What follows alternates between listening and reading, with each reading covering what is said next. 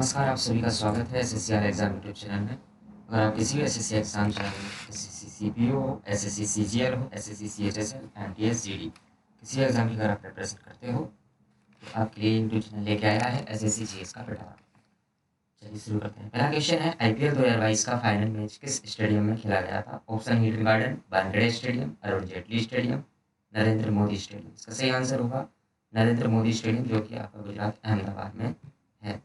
यहाँ आपको नरेंद्र मोदी स्टेडियम में दिख पा रहा होगा स्क्रीन पर। और यहाँ दो प्लेयर्स आपको दिख रहे होंगे, एक है इंग्लैंड के जोस बटलर और एक है आपके इंडिया के Yuzvendra Chahal.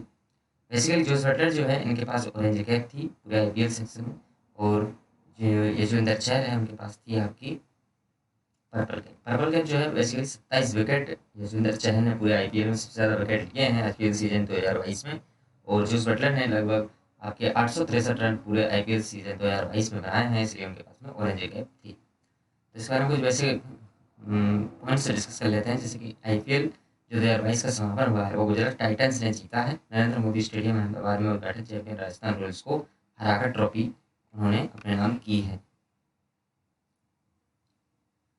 Indian premiere league 2022 भारतीय क्रिकेट कंट्रोल बोर्ड बीसीसीआई द्वारा स्थापित पेशेवर 2020 क्रिकेट लीग का 15वां संस्करण था। तो 2022 में जो आईपीएल हुए हैं कौन से संस्करण के थे? तो 15वें नंबर का आईपीएल हुआ है 2022 में। आईपीएल 2022 का प्रायोजक जो था वो टाटा इंडस्ट्रीज रही है। आईपीएल 2022 चैंपियन का खिताब जो है वो गुजरात टाइटंस ने जीत लिया है। जी हाँ, राजस्थान रॉयल्स को हरा करके गुजरात टाइटंस ने आईपीएल 2022 का 15वां जो खिताब 15वां ये हुआ था। और गुजरात टाइटंस का जो था ये सबसे पहला और सबसे पहली टीम जो बनी थी गुजरात टाइटंस इसी साल बनी थी, गुजरात टाइटंस बनी थी आपकी। और एक बनी थी अहमदाबाद ही थी, हाँ पता नहीं उसका अभी भूल रहा हूँ उसको शायद। ऑरेंज कैप का खिताब जो है कुल 863 रन बना करके किसने जीता है? जोस बटलर, जो कि इंग्लैंड के प्लेयर हैं। और पर्पल कैप खिताब जो है बेसिकली राजस्थान रॉयल्स के लिए ही खेलते हैं, राजस्थान रॉयल्स के लिए ही खेलते हैं, राजस्थान रॉयल्स ही बनी थी ना, हाँ। पर्पल कैप खिताब का विजेता जो है वो 27 विकेट युजवेंद्र चहल ने लिए हैं, तो पर्पल कैप जो मिला है वो युजवेंद्र चहल को मिला है। आईपीएल में दुनिया की सबसे बड़ी क्रिकेट जर्सी बनाने के लिए बीसीसीआई अध्यक्ष सौरभ गांगुली और महासचिव जय शाह को गिनीज वर्ल्ड रिकॉर्ड के लिए एक प्रमाण पत्र भी मिला है। ठीक है, सेकंड क्वेश्चन है, खारे जल की एक झील जो रेत के टीलों और विभाजन द्वारा समुद्र से अलग हो जाती है क्या कहलाती है? ऑप्शन है लेगून, हिमनद या ग्लेशियर, झील या ज्वालामुखी। इसका सही आंसर होगा ऑप्शन नंबर ए लेगून। आपको पिक्चर में दिख भी रहा होगा, लेगून कुछ इस प्रकार का बन जाता है जब समुद्र से पानी अलग होता है उसका। तो नेक्स्ट क्वेश्चन है क्वेश्चन नंबर 3, क्या कहता है देखिएगा, किस भारतीय जन आंदोलन की शुरुआत महात्मा गांधी के प्रसिद्ध दांडी यात्रा से हुई थी? ऑप्शन है खिलाफत आंदोलन, असहयोग आंदोलन, सविनय अवज्ञा आंदोलन, भारत छोड़ो आंदोलन। इसका सही आंसर होगा ऑप्शन नंबर सी, सविनय अवज्ञा आंदोलन। बेसिकली जो दांडी मार्च था वो आपका नमक कानून के विरोध में महात्मा गांधी के द्वारा शुरू किया गया था। दांडी मार्च कब? 12 मार्च सन 1930 से लेकर के 6 अप्रैल 1930 तक लगभग 24 दिनों में 240 किलोमीटर की दूरी जो है महात्मा गांधी जी ने दांडी मार्च में की थी। साबरमती आश्रम से दांडी गए थे। बेसिकली इन्होंने क्या किया था, नमक बना करके नमक कानून को तोड़ा था, नमक बनाकर नमक कानून को तोड़ने की उन्होंने पहल शुरू की थी। तो सविनय अवज्ञा आंदोलन जो है 1930 में हुआ था। 1926 से लेकर के 1931 तक आपके लॉर्ड इरविन जो थे भारत के वायसराय हुआ करते थे। तो गांधी इरविन समझौता जो होता है 1931 में वो बेसिकली सविनय अवज्ञा आंदोलन को रोकने के लिए किया जाता है, ताकि इसके लिए कुछ शर्तें भी रखी गई, महात्मा गांधी के द्वारा भी रखी गई, और उधर से जो आपके लॉर्ड इरविन साहब थे उन्होंने भी रखी। तो उन्होंने क्या कहा कि आपको जो गोलमेज सम्मेलन होने वाला है 1932 में उसमें आपको आना पड़ेगा। महात्मा गांधी को जाना भी पड़ा था उस टाइम पे। तो कहीं ना कहीं ये बहुत अच्छी बात थी, और महात्मा गांधी ने ये शर्त रखी थी कि आपको नमक कानून को वापस लेना पड़ेगा, जो आप टैक्स लगा रहे हो नमक पर वो आपको वापस लेना पड़ेगा, मतलब टैक्स छूट देनी पड़ेगी नमक के व्यापार। तो इसके कुछ बेसिक पॉइंट डिस्कस कर लेते हैं। नमक यात्रा या दांडी यात्रा 12 मार्च सन 1930 को साबरमती आश्रम से शुरू की गई थी और 6 अप्रैल 1930 को दांडी पहुंची थी। उन्होंने 24 दिनों में लगभग 240 मील की दूरी तय की। गांधी जी ने समुद्री जल से नमक बनाकर नमक कानून का उल्लंघन किया। इसे नमक सत्याग्रह या सविनय अवज्ञा आंदोलन के रूप में भी जाना जाता है। सविनय अवज्ञा आंदोलन के शुभारंभ के दौरान लॉर्ड इरविन जो थे वो भारत के वायसराय हुआ करते थे। सरोजिनी नायडू, जी हाँ, एक बेसिक पॉइंट यहाँ पर बहुत इंपॉर्टेंट है कि सरोजिनी नायडू उन नेताओं में शामिल थी जो दांडी यात्रा के दौरान महात्मा गांधी के साथ थे। यहाँ पर आपको पिक्चर में विजिबल नहीं हो पा रही होगी सरोजिनी नायडू, लेकिन वो थी उनके साथ में, क्योंकि ये पिक्चर थोड़ी अलग है। तो 1930 की बात थी ये, जो पूरा दांडी मार्च सविनय अवज्ञा आंदोलन चल रहा था। ओके, तो सरोजिनी नायडू नेताओं में शामिल थी जो दांडी यात्रा के दौरान महात्मा गांधी जी के साथ में थी। नेक्स्ट नंबर क्वेश्चन है आपका, द्रौपदी मुर्मू भारत की खालिस्तान राष्ट्रपति हैं। तो ऑप्शन है 14वीं, ऑप्शन नंबर बी 16वीं, ऑप्शन नंबर सी 15वीं, ऑप्शन नंबर डी 17वीं। तो द्रौपदी मुर्मू जो है भारत की 15वीं राष्ट्रपति होंगी। इससे पहले झारखंड की अपना पूरा कार्यकाल करने वाली पहली महिला है जो 5 साल का कार्यकाल करके आई है वहाँ पर गवर्नर के रूप में। तो झारखंड की गवर्नर रही हैं आपकी द्रौपदी मुर्मू, और अनुसूचित जनजाति से ये आती हैं, तो सबसे पहली महिला, और साथ ही साथ अब तक कोई पुरुष भी ऐसा नहीं रहा जो अनुसूचित जनजाति का हो जो कि राष्ट्रपति के पद पर रहा हो। तो हम कह सकते हैं कि सबसे पहली या पहला, ठीक है, तो पहली महिला है जो अनुसूचित जनजाति से भारत की राष्ट्रपति बनी है। इससे पहले झारखंड राज्य की आपकी गवर्नर हुआ करती थी। अगर बात करें उपराष्ट्रपति कौन रहे हैं इस बार, उपराष्ट्रपति जो बने हैं वो बने हैं जगदीप धनखड़ जी। और जगदीप धनखड़ जी जो थे वो इस समय पश्चिम बंगाल के आपके गवर्नर का टाइम पीरियड पूर्ण करके आए हैं। तो West Bengal governor Jagdeep Dhankhar set to the next vice president होंगे, यानी कि राज्यसभा के पदेन सभापति भी यही होंगे। राज्यसभा के पदेन सभापति भी, उपराष्ट्रपति राज्यसभा की अध्यक्षता करता है। ओके, और जगदीप धनखड़ साहब जो है वो 14वें नंबर के उपराष्ट्रपति हैं, आपको ये याद रखना है। इसके कुछ बेसिक पॉइंट्स हैं। 21 जुलाई को द्रौपदी मुर्मू को भारत की 15वीं राष्ट्रपति के रूप में चुना गया है। जुलाई 2017 में रामनाथ कोविंद 14वें राष्ट्रपति के रूप में चुने गए थे। द्रौपदी मुर्मू भारत की संताल जनजाति से आती हैं। वे 5 साल का कार्यकाल पूरा करने वाली झारखंड की पहली महिला राज्यपाल की सिर्फ पहली राज्यपाल हैं, और भारत के राष्ट्रपति पद के लिए नामित होने वाली पहली व्यक्ति, पुरुष या महिला एक अनुसूचित जनजाति से संबंध रखती है। 1997 में द्रौपदी मुर्मू रायरंगपुर नगर पंचायत की पार्षद चुनी गई थी। वह 2022 के राष्ट्रपति चुनाव के लिए भाजपा के नेतृत्व करने वाले राष्ट्रीय जनतांत्रिक गठबंधन की आधिकारिक उम्मीदवार हैं। उन्होंने पहले 2015 से 2021 तक झारखंड की 9वीं राज्यपाल के रूप में कार्य भी किया है। याद रखना, 2015 से 2021 तक द्रौपदी मुर्मू कहाँ की राज्यपाल थी? झारखंड की राज्यपाल थी, और इस समय वह 15वें राष्ट्रपति के पद पर कार्य कर रही है भारत के। कब से? तो जुलाई 2022 से। ओके, इससे पहले कहाँ की गवर्नर हुआ करती थी? झारखंड राज्य की गवर्नर थी। नेक्स्ट क्वेश्चन है क्वेश्चन नंबर 5, हिमाचल प्रदेश की लाहौल घाटी निम्नलिखित में से किस नदी का उद्गम स्थल है? ऑप्शन है झेलम नदी, रावी नदी, ब्यास नदी या चिनाब नदी। इसका सही आंसर है ऑप्शन नंबर डी, चिनाब नदी। हिमाचल प्रदेश की लाहौल घाटी निम्नलिखित में से किस नदी का उद्गम स्थल है? आपको यहाँ पर फोटो में विजिबल होगा, चिनाब नदी जो है यहाँ आपकी सेंटर में से निकल के आती है, ये ब्यास से जस्ट ऊपर से निकल के आती है। चिनाब नदी आकर के किसमें मिलती है? आपकी रावी नदी में मिलती है। झेलम के बाद जस्ट चिनाब आती है, झेलम चिनाब दोनों मिलकर के रावी में मिलती है। रावी झेलम चिनाब मिल जाती है रावी में, और रावी आकर के मिल जाती है सतलज में, सतलज आकर के मिल जाती है सिंधु नदी में। ठीक है, अभी चिनाब नदी से संबंधित एक पॉइंट और डिस्कस कर लेते हैं। वो ये है कि चिनाब नदी पर ही आपका सबसे बड़ा रेलवे का ब्रिज, जो कि पूरे वर्ल्ड वाइड यानी पूरे विश्व भर में सबसे बड़ा जो रेलवे का ब्रिज इंडियन रेलवेज ने डेवलप किया है, उसकी ऊंचाई है लगभग 1178 फीट। ओके, जो चिनाब नदी के ऊपर ही बना हुआ है, यहाँ पर पिक्चर में आपको विजिबल हो रहा होगा। तो हिमाचल प्रदेश में ही ये ब्रिज बना हुआ है। इसके कुछ बेसिक पॉइंट्स हैं। चिनाब नदी भारत के हिमाचल प्रदेश की लाहौल घाटी से निकलती है। चिनाब हिमाचल प्रदेश की सबसे बड़ी नदी है। ये भी एक पॉइंट है, नोटिसेबल है कि चिनाब हिमाचल प्रदेश की सबसे बड़ी नदी है, जो चंद्रा और भागा नामक 2 धाराओं से बनी होती है। ये दोनों लाहौल और स्पीति जिले के टांडी में मिलती है। यह राज्य में लगभग कितने किलोमीटर की दूरी तय करती है? 122 किलोमीटर की दूरी तय करती है। याद रखना, मिलीमीटर नहीं किलोमीटर है। 122 किलोमीटर की दूरी तक बहती है।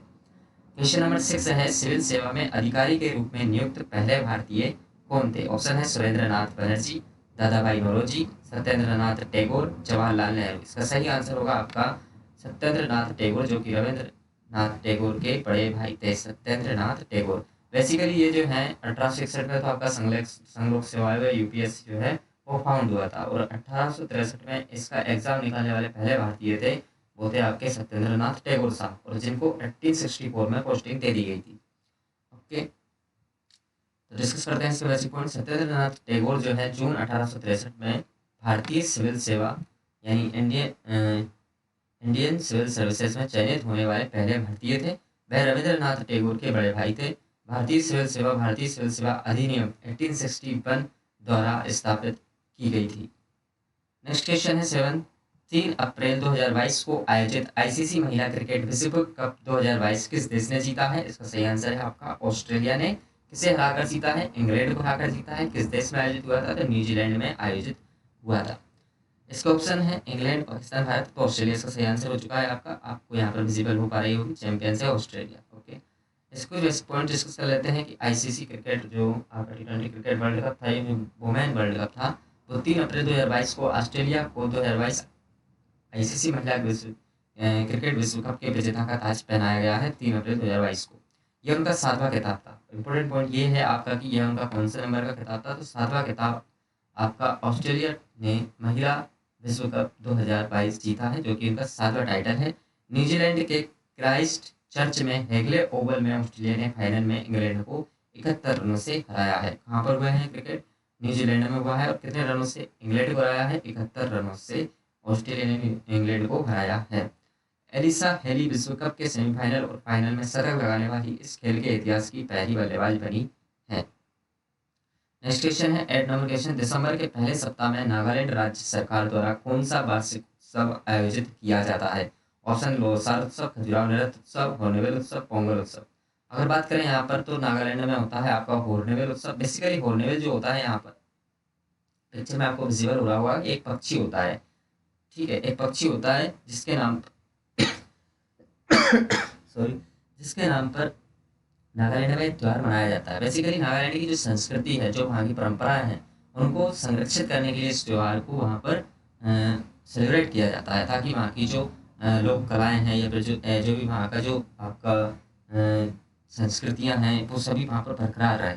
इसलिए इस त्यौहार को वहाँ पर सेलिब्रेट किया जाता है। प्रतिवर्ष ये दिसंबर माह के लगभग शुरुआत के दिनों में ही 4 दिनों के लिए मनाया जाता है। यहाँ पर आपको नागालैंड की लोकेशन शो हो रही होगी, क्योंकि ये पश्चिमी जो पूर्वी आपकी बहनी राज्य हैं उनमें आपका ये नागालैंड यहाँ पर विजिबल है। ठीक है, अगर बात करें लोसार की तो ये लद्दाख में मनाया जाता है, जो कि बौद्ध धर्म के जितने भी आपके बौद्ध समुदाय के जो लोग हैं उनके द्वारा जो वहाँ की संस्कृति है उसको संजोए रखने के लिए लोसार उत्सव लद्दाख में मनाया जाता है। बात करते हैं खजुराहो नृत्य उत्सव की, जिसे 1975 से पर ईयर्स प्रति वर्ष इसे नृत्य उत्सव के तौर पर खजुराहो छतरपुर मध्य प्रदेश के छतरपुर डिस्ट्रिक्ट में इसको मनाया जा रहा है। हॉर्नबिल उत्सव जो है वो नागालैंड में, अभी मैंने बताया कि नागालैंड की संस्कृति और वहाँ की परंपराओं को बरकरार रखने के लिए बेसिकली हॉर्नबिल एक पक्षी होता है जो कि कहीं ना कहीं बहुत अच्छी वैरायटी का होता है, तो इसी वजह से उसका नाम भी हॉर्नबिल रखा है। पोंगल की बात करें तो तमिलनाडु में एक फसल उत्सव है, जिससे बेसिकली दक्षिण भारतीय जितने भी राज्य हैं उनमें कहीं कहीं मनाया जाता है, लेकिन अगर हम स्पेसिफिक एक सेक्टर की बात करें तो वहाँ तमिलनाडु पोंगल महोत्सव के लिए एक बिल्कुल हमारा सटीक आंसर होगा। नेक्स्ट इसके कुछ बेसिक पॉइंट्स डिस्कस कर लेते हैं। नागालैंड सरकार हर साल दिसंबर के पहले सप्ताह में हॉर्नबिल उत्सव का आयोजन करती है। बिल्कुल सही है। उत्सव को त्योहारों का त्योहार के रूप में भी जाना जाता है। यह उत्सव नागा विरासत गांव किसामा में आयोजित किया जाता है, जो कोहिमा से लगभग कितना किलोमीटर डिस्टेंस है? 12 किलोमीटर दूर है। उत्सव का उद्देश्य जो है नागालैंड की समृद्ध संस्कृति को याद रखना, नागालैंड की समृद्ध जो संस्कृति है उसको पुनर्जीवित करना और उसकी रक्षा करना और उसके असाधारण और परंपराओं को प्रदर्शित करना है। उत्सव का नाम है हॉर्नबिल के नाम पर रखा गया है, जो विश्व स्तर पर सम्मानित एक पक्षी है। याद रखना, हॉर्नबिल एक पक्षी है और जो राज्य की अधिकांश जनजातियों में लोक कथाओं में वर्णित भी है। जो राज्य की जो अधिकांश जनजातियों की लोक कथाएं हैं उनमें भी इसका वर्णन आपको देखने को मिलता है। नेक्स्ट क्वेश्चन नंबर 9 है, किस एशियाई देश ने पहले राष्ट्रमंडल खेल की मेजबानी की थी? देखिए यहाँ पर दो प्रकार के क्वेश्चन बन सकता है, ये कि कौन सा वह देश है जिसने राष्ट्रमंडल खेलों की पहले मेजबानी की थी। अगर सिंपली ऐसा क्वेश्चन आता है कि पूरे विश्व भर में वो कौन सा देश था जिसने पहले राष्ट्रमंडल खेल की मेजबानी की, वो था आपका कनाडा। ठीक है, 1930 से लेकर के आपके प्रति 4 वर्ष में ये खेल होते आए हैं और अभी भी होते हैं। लेकिन 1942 और 1946 में जब वर्ल्ड वार चल रहे थे तो उस टाइम पर ये खेलों को रोक दिया गया था। ठीक है, उस टाइम पर खेलों को रोक दिया गया था। और इस वक्त एशियाई देश की अगर हम बात करते हैं तो एशियाई देश जो है वो मलेशिया है, जिसने पहले राष्ट्रमंडल खेल की मेजबानी की थी। कब की थी? तो ये की थी आपकी 2008 में। एशियाई देश की यहाँ पर बात अगर हम करते हैं तो सबसे पहला एशियाई देश था मलेशिया, जो कि इंडोनेशिया के जस्ट ऊपर आपका मैप में लोकेशन की आपको शो कर देता हूँ। ये आपका इंडोनेशिया है, बिल्कुल ऑस्ट्रेलिया के ऊपर। यह आपका मलेशिया। जस्ट इंडोनेशिया के ऊपर है। इधर आपका साउथ चाइना सी आ जाता है। ठीक है, तो इसका सही आंसर हो जाएगा आपका ऑप्शन नंबर डी, क्योंकि एशियाई देश की पूछ रहा है तो वो मलेशिया होगा। और अगर पूरे विश्व भर में वह पहला कौन सा देश था जिसने राष्ट्रमंडल खेल की मेजबानी की, तो वो कनाडा था आपका। ओके, अगर अपन बात करते हैं अगली जो 2026 में जो राष्ट्रमंडल खेल होंगे उनका आयोजन कौन करने वाला है, तो 2026 में राष्ट्रमंडल खेलों का आयोजन करेगा आपका ऑस्ट्रेलिया। और अभी कॉमनवेल्थ गेम कहाँ पर हो रहे हैं, तो वो बर्मिंघम में हो रहे हैं। ठीक है, इसके कुछ बेसिक पॉइंट से राष्ट्रमंडल खेल का अंतर्राष्ट्रीय खेल आयोजन है। ये हर 4 साल में आयोजित किया जाता है, जिसमें राष्ट्रमंडल की विभिन्न टीमें भाग ले सकती हैं। हर 4 साल में इसका आयोजन होता है। 1942 और 1946 के अलावा युद्ध के दौरान 1930 से लगातार आयोजित किया जाता रहा है। 1930 से 1950 तक इसे ब्रिटिश एम्पायर गेम्स के नाम से जाना जाता था, लेकिन तब से इसका नाम बदलकर राष्ट्रमंडल खेल कर दिया गया है, क्योंकि इसमें सभी राष्ट्रमंडल एथलीट्स जो हैं वो हिस्सा लेते हैं या लेंगे। विश्व का पहला देश है कनाडा था, याद रखना, विश्व का पहला देश कनाडा था जिसने राष्ट्रमंडल खेल का आयोजन किया था। पहला एशियाई देश और विश्व का 8वां देश है आपका मलेशिया, जिसने 2008 में नहीं 1998 में मेजबानी की थी। अगर भारत की बात करते हैं, भारत ने 2010 में इसकी मेजबानी की थी। 2010 में भारत ने की है। 1998 में पहला एशियाई देश था मलेशिया, 1998। 2026 में यह ऑस्ट्रेलिया में आयोजित किए जाएंगे। 2026 में ये कहाँ पर आयोजित किए जाने वाले हैं, ऑस्ट्रेलिया में। नेक्स्ट क्वेश्चन है क्वेश्चन नंबर 10, भारत की सर्वप्रथम वन्य जीव संरक्षण परियोजना का नाम क्या था, गिर, टाइगर, राइनो या हंगम। तो ऑप्शन नंबर 20 का सही आंसर होगा टाइगर प्रोजेक्ट। 1973 1 अप्रैल 1973 को आपका टाइगर प्रोजेक्ट लाया गया था। 1 अप्रैल 1973 को, यहाँ पर आप पिक्चर में विजिबल होगा आपको। प्रोजेक्ट टाइगर जो है एक पायोनियरिंग इनिशिएटिव था आपका by the Congress government in 1973 to conserve our national animals the royal Bengal tiger. एक बहुत ही अग्रणी जो कदम था वो कांग्रेस की सरकार के द्वारा 1973 में उठाया गया। और साथ ही साथ ये निर्णय लिया गया कि हम कहीं ना कहीं अब जो हमारा राष्ट्रीय जो पशु है वो कौन है, राष्ट्रीय जो जानवर है वो कौन है, आपका द रॉयल बंगाल टाइगर है। तो उसको कहीं ना कहीं अब संरक्षित किया जाए, उसका संरक्षण करना आवश्यक है। और यही कारण है कि आज बाघों की संख्या में कहीं ज़्यादा बढ़ोतरी देखने को मिलती है। एमपी टाइगर स्टेट के नाम से जाना जाता है, जिसमें 526 आपके टाइगर हैं यहाँ पर।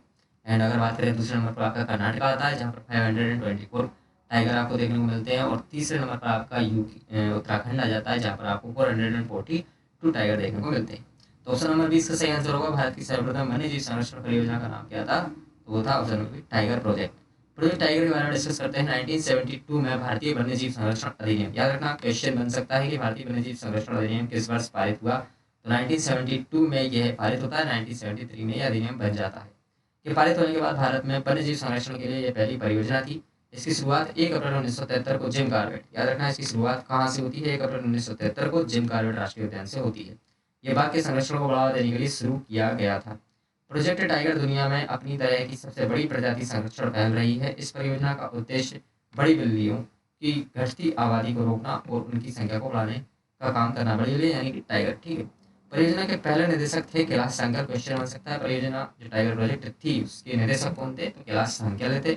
यह पर्यावरण वन जलवायु परिवर्तन मंत्रालय के तहत भारत सरकार द्वारा शुरू किया गया था, यानी कि कांग्रेस की गवर्नमेंट 1973 में इसको शुरू किया था उन्होंने। बाघ जनगणना रिपोर्ट 2018 के अनुसार अगर डिस्कस करें, बाघों की कुल संख्या 2967 हुई है। जिसमें अगर बात करते हैं एमपी में, तो एमपी में कुल बाघ जो है वो कितने हैं, एमपी में कुल बाघ है आपके 526। और उसके बाद दूसरे नंबर पर आता है कर्नाटक, जहाँ पर 524 बाघ हैं।